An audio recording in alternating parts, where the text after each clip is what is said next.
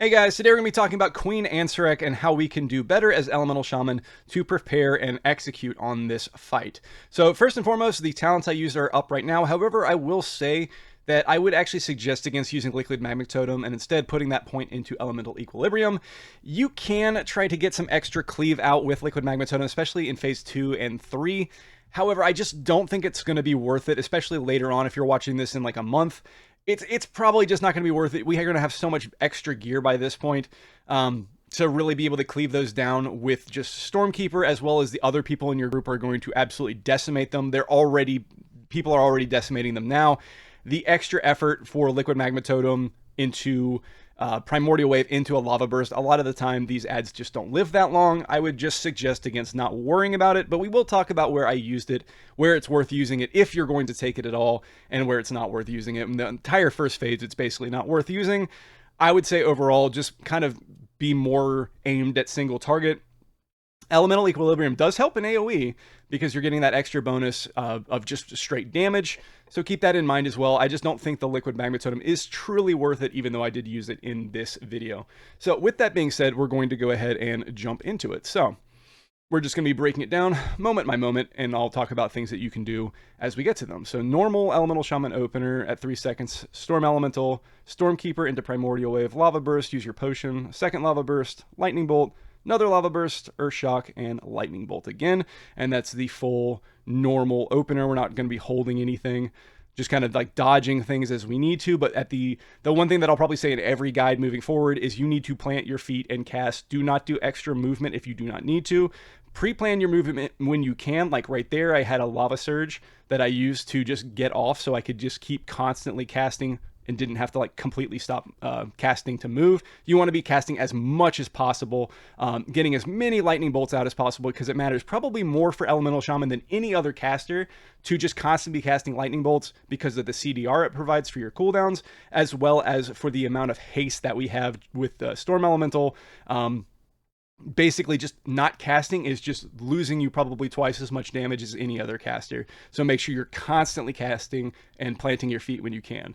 So the first thing we're going to be doing here, we got this Venom Nova. Someone has to pop it. We get knocked up in the air. I won't be talking about every single boss mechanic, but I will talk about things in a general sense when it applies to Shaman. So if you haven't seen a full boss guide on this, I'd highly suggest looking at that too, just so you can get the full idea of it. But we will be just talking about things more generally specific to Elemental. So as this is going out, I'm going to use my Spirit Walker's Grace so I can continue to cast while I'm in the air and immediately move afterwards, all without ever having to stop casting. So as soon as these Venom Novas go off, we also have these swirlies that we have to dodge, as well as the waves of poison, and I can dodge all of that while constantly casting without losing a single bit of uptime.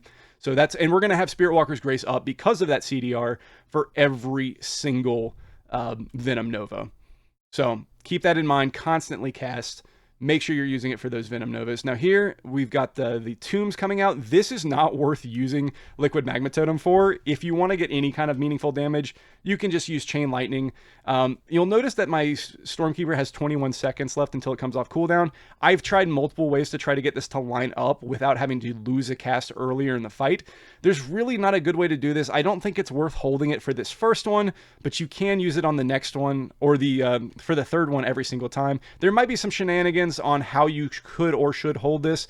I just don't think it's worth losing damage off the boss just to get extra cleave on stuff that doesn't matter. But if you are someone who's looking to get at the top of the meters, that might be something worth pursuing. It's just not something that I'm very interested in doing because it's just kind of detrimental, because these things are going to die extremely quickly, especially if you have Fury Warriors like we had 2 on this fight.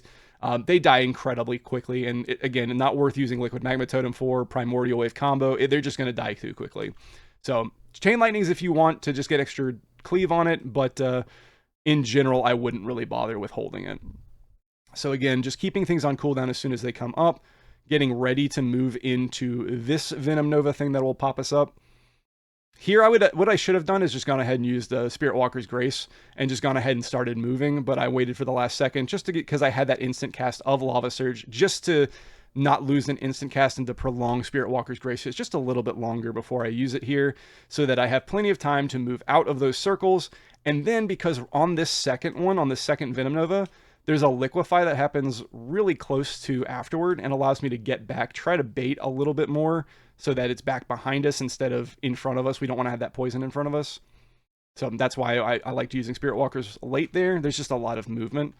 Here we have another Tomb coming out. I have Stormkeeper in 5 seconds. You probably can, especially with more gear and more haste, you might be able to use it right there. Actually, most certainly you will. Here, I'm going to go ahead and just use it for pure single target. I could have held it for this next set of roots because they happen very, very quickly. If you're talking about pure damage, that would be the way to do it. But it's just simply not worth it. It's just purely pad to do this because as you can see here, these things just die so quickly. I don't think it's worth holding it unless you just want to see yourself at the top of the meter more. That's really all that's about. But probably worth doing it overall.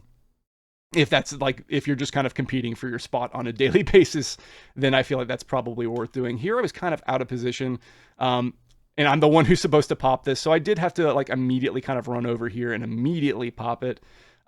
And use Spirit Walker's Grace the second I came out. Now, I don't know, actually, now that I'm thinking about it, if Spirit Walker's Grace is actually worth on this one here. I did use it very, very late to try to get as much uptime on it as I possibly could. It might actually be worth to hold that one instead for this phase instead, because there's so much movement that actually happens right here. It might be worth using after that very first pull, or for the second pull that's coming up here, I should say, because of how much is going on, how many people you're trying to avoid. But really, it's just going to come if you're not going to use it that way. Excuse me for the cough. I'm still sick. I'm trying to get over it, but I just have this prevalent cough. Anyway, back to this. You could hold it or just try to use your movement as good as you can and try not to overlap. You really don't want to overlap these circles. They do a ton of damage to you. So either one of those positions for Spirit Walker's Grace is probably fine. I liked using it on the Venom Novas because you just didn't have to think as hard. But for that segment as well, it's probably worth... it's probably up to you. I would just basically say whatever you're struggling with more with instant cast and just trying to make things work, that's when you should use Spirit Walker's Grace between those two. Using it earlier means you get it back sooner, but you don't really need it too much at the beginning of this second phase, so you can have one usage either for the Venom Nova or for the pull-in at the end of phase 1. So moving into phase 2, they're going to get these little balls that will spawn in these little circles. Let me just back it up here. These little circle things will spawn, and you just got to position yourself between two balls, and then you just basically never have to move. Also for this first part here, because they will be coming off screen, just kind of have your camera in a way that you can see the ones coming from the other group so that you're not being surprised. You could come over here and then look back this way. That way you're not having to just have to see them coming up from behind you. That might be easier for you. I never had a real big issue with dodging them, so it didn't really seem to affect me. Moving up to this platform here, we're going to have, we won't have the balls, but we will have nice explodey things that will happen. I do miss this cast of Stormkeeper, very unfortunate. One thing that you can keep in mind for this pull-in, as long as you're in the square, if you make a square out of this hexagon, there's like these 2 points here, and then these 2 points back off screen over here. If you're in what makes this inner square, as long as you're past this bar, you won't get pulled off the platform. So you'll notice that as I get pulled here, I'm way past it, and I've got plenty of room left. So just a little tip there, if you're trying to decide how far you need to run to the back, just kind of use that as a basic guideline. If you're over here, if you're past this point in this direction, you can easily get pulled off the side, so be careful of that as well. All right, so these things were going to die. We're going to click on both of these things. If both of these things have been clicked, then the pull-in doesn't happen. And now we're going to run up here. Now, because I was using Liquid Magma Totem, what I'm going to do is I'm going to drop a Liquid Magma Totem, reset it with Totemic Recall, use it immediately again, and then Primordial Wave and Ancestral Swiftness on the main guy, and then trigger all that haste. Again, this is where it starts to become maybe feasible to do Liquid Magma Totem, but again, with increasing gear levels, I don't think it's going to be worth it because, as you'll see here, these things just absolutely just get deleted. It's definitely not a good choice, I think, moving forward to using Liquid Magma Totem. Like, again, especially with rising gear levels, it's just not going to be worth it, but something to keep in mind if you decide to go that route. I'm not going to hold Stormkeeper. As you see, I'm just using it to do single target priority damage to these things that need to die. Almost got knocked off the edge there, so be careful with the way that these things are angled, that you don't accidentally get yourself pulled off. And I did use my potion there because I got pretty low. Excuse me again. Again, Flame Shock spreading because of Liquid Magma Totem, but overall, I just don't think that's quite worth it because, again, as you can see, with these things, these skitters just dying so quickly. Again, on this platform, you're going to have to watch out for the balls again. Just make sure you're pre-planning your movement, where they're spawning. If they spawn on you, just walk. You don't even have to walk that far forward. Just get between two and move forward, and then they'll just go past you. It's very easy to dodge them. Like that one spawned on me as well. But that one disappeared. But it's very easy to get yourself into a position where you're not going to get hit by them. Here, like, just get in front of that thing so you get knocked up. I reapply every time that we go in these intermissions where nothing is happening. I'm reapplying Earth Shield. Not a huge deal, but if you're looking for something to do as far as your healing is concerned, that's one thing you can do. Also, I haven't really talked about Ancestral Guidance. I did a terrible job on using it for prog because I kept waiting to see like the big bursts of damage, and I did not do a very good job on that. That's something I probably should reevaluate moving forward. You should basically be using it almost as often as possible. Pretty much any tomb or like during the wave, the end of the first phase, the intermission there. That's a good place to use it. But you really shouldn't be holding it nearly as much as I am. That's another thing that's affected by the cooldown reduction. You should be using it way more than me. That's a no-no on me for holding it for so long. Pretty much this entire video. I think I might have used it once. Very bad usage on my part on Ancestral Guidance. The big things is the tombs, the end of the first one, phase 1 intermission, any of the pull-ins in phase 2, any of those places are good places to use it. Just wanted to mention that as well. In this beginning of phase 3, nothing is happening. You just go full single target in the boss. I'm waiting to even position myself where I'm supposed to. I need to be positioned back here. I'm waiting until this cast finishes, and then I'm going to take a step back just so I can line it up with an instant cast. I'm just planning my movement around instant cast whenever I can. And right there, I was mainly just casting Lightning Bolt. I am going to hold Primordial Wave and Ancestral Swiftness with my Liquid Magma Totem for this first set of adds. Apologies again. Which you'll see here was not worth holding for in just a second. I was a little slow getting this out too. But even here, as you can see, trying to get this full combo going, it takes so long. I do get one Stormkeeper Chain Lightning, but I didn't even get the second one off. It would have just been better to just basically go full in on the boss and use Stormkeeper when it's up. If anything, it would have been better to use Liquid Magma Totem and Primordial Wave on these shackles because it's a much smaller target count. They're going to live a little bit longer. So I do that here. I spread Flame Shocks to both the boss and the second shackle that was still alive. So you can do that. Even if you're not taking Liquid Magma Totem, you could put like an Earthquake down, Flame Shock to spread to 2, and then Primordial Wave the third one, whether that be the boss or another shackle. So you can get, even without Liquid Magma Totem, it's very easy to get 3 Flame Shocks up there. Keep that in mind as well. It would be worth doing that for that specific thing, just because they will live a little bit longer than the adds do.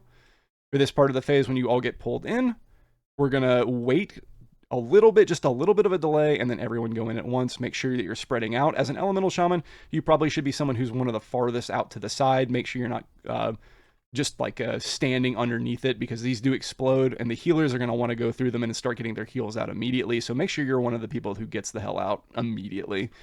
You don't have to go like super far, just out enough to give more people space as they come through. Here, I'm going to mainly focus on just doing more boss damage. Again, I could hold Stormkeeper for the next set of adds that were about to spawn, but I was not worried about that. I wanted to kill the boss. I wasn't worrying about cleaving for more damage. So more adds are going to come up, and this time I will not have anything for them specifically, which doesn't really matter.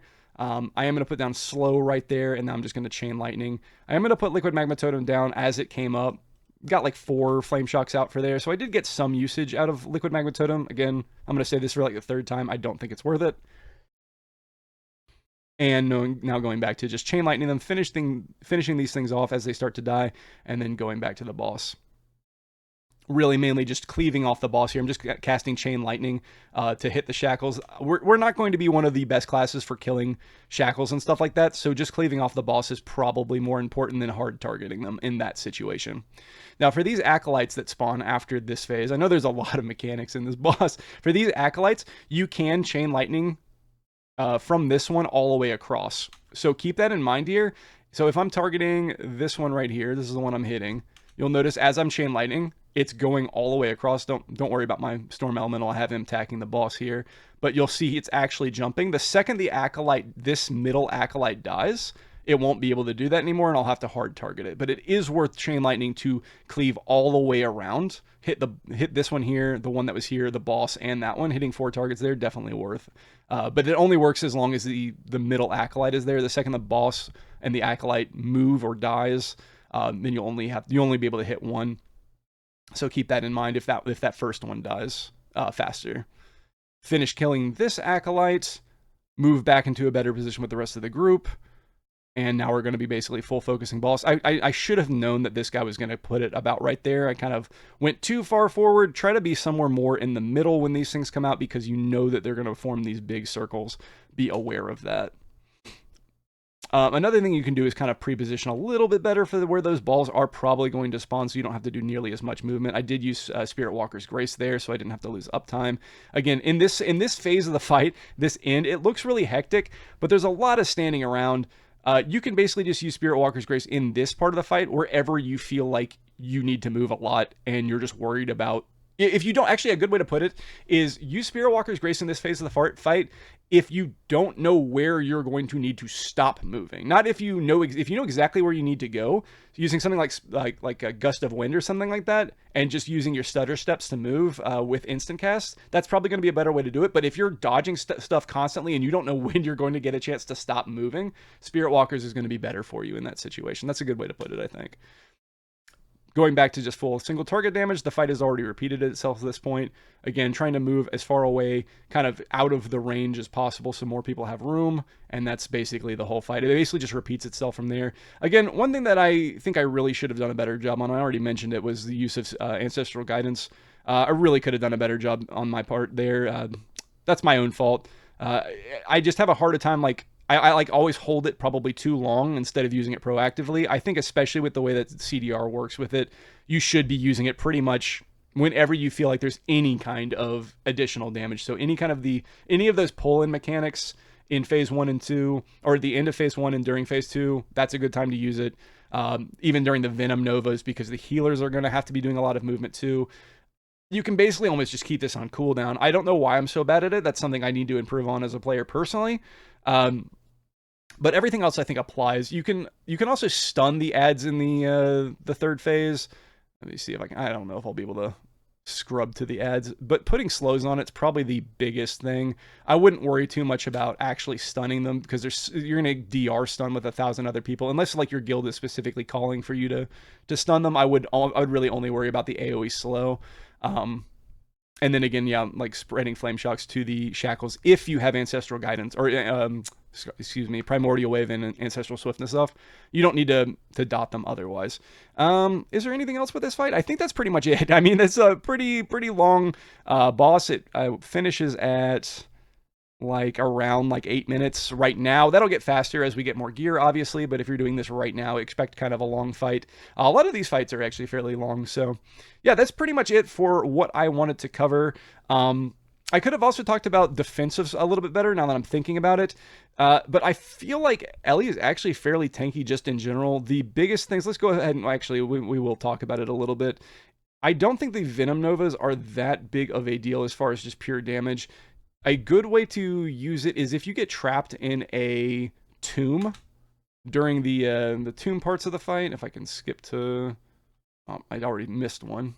Let's see if I can find a better one. During the tomb parts of the fight, not a lot of damage goes out immediately, but if you get stuck in your tomb longer than anyone else, you might want to use a defensive just to give yourself a little bit more live, because if you're next to other people's puddles, that can get underneath you and deal a ton of damage to you, so watch out for that.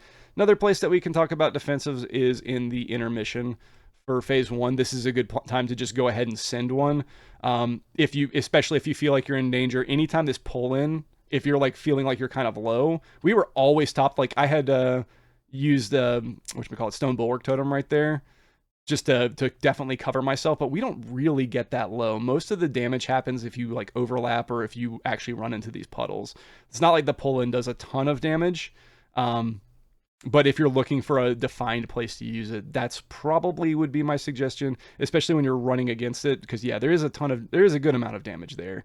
Also going into this phase is a good time to use Astral Shift as well, but I really just never felt that in danger except at that one point in phase 2. And as we were getting knocked up here, I had a dot on me. I could have used something there as well. But I never felt truly in danger. But at the same time, you probably should be proactive with your defensives so that you're not having to come back from behind. Again, like getting pulled, I was overlapped during that pull, so I took a little bit more damage. It's hard to predict if someone's going to be on top of you or not. But basically, anytime that you're pulled is or going to be pulled during the end of phase 1 and phase 2 is probably a good time just to send a defensive just as a backup, just to make sure that you're covered. That would be a good time to use it. Here, like right here is when I almost actually die, so we can talk about that. So as I'm like about to get pulled in, that explosion happens right there, which is the I don't think it's the expulsion beam, but I take a ton of damage. So again, like those pulls can be very dangerous. So having something up for that, I had Astral, I could have used it, but I was not expecting to take that much damage. So things like that. Anytime you get one of those pull-ins, using a defensive if you're worried about dying. I wasn't worried about dying, but that one seems to be extra dangerous, so that might be a good place for Astral as well. In the third phase, I don't think anything ever gets super scary. I think that damage right there was just because I was just standing in these puddles for a little bit longer than anyone else, and I had a stack of a dot here as well. So, like, here might be a good time right after, let's see, what is the lead up to this, just so we're all aware.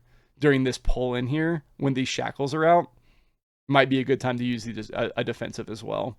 So, keep that in mind as well. Okay, I think we have now covered everything that I wanted to talk about, because I wanted to make sure that we were talking about everything that we can use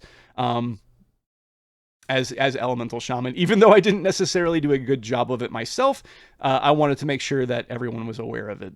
Prog can look kind of weird sometimes, so that's how it went for us. A fairly long fight. It took us a while to learn it. This is definitely made easier with gear, but yeah, that's pretty much it. Hopefully you learned something from this. If you like the video, please give it a thumbs up. Let me know if you have any questions in the comments. I have a Discord if you want to ask me any questions directly. I stream at Twitch at twitch.tv/Ridmark if you're interested in that sort of thing as well. Other than that, guys, I hope you enjoyed the video, and I'll see you in the next guide. Again, I apologize for being still sick. Hopefully I'll be able to get the rest of the guides out in a more timely fashion, but I wanted to get this one out pretty much ASAP. So hopefully you guys enjoy the video, and I'll see you in the next one.